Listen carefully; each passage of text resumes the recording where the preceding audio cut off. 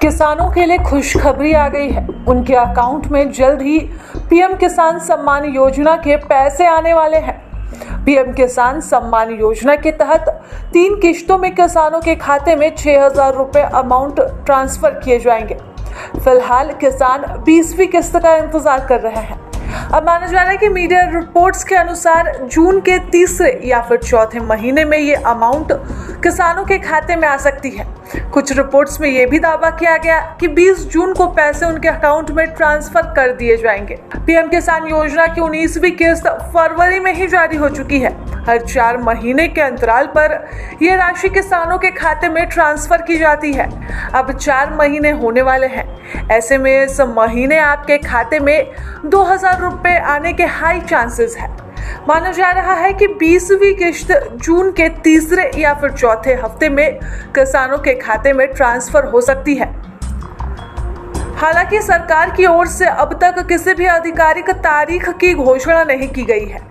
ऐसे में किसान pmkisan.gov.in पर नजर बनाए रखें और अपने रजिस्टर्ड मोबाइल पर आने वाले SMS को भी चेक करते रहें। अब तक इस योजना के तहत 19 किस्तें जारी की जा चुकी हैं।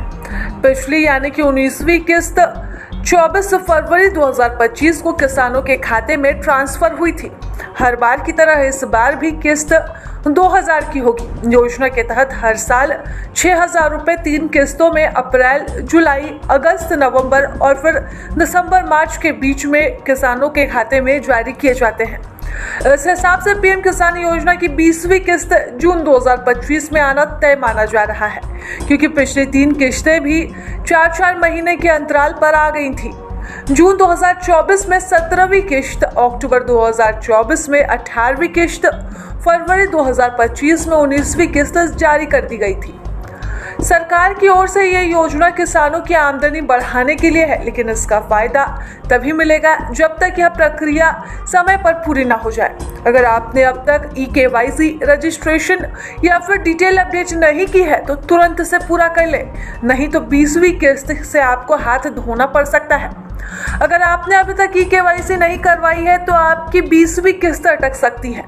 पीएम किसान योजना में रजिस्टर्ड हर किसान के लिए eKYC करवाना जरूरी है। इसके लिए आप ऑनलाइन OTP के जरिए भी प्रक्रिया पूरी कर सकते हैं या फिर नजदीकी CSC सेंटर जाकर बायोमेट्रिक KYC भी करवा सकते हैं।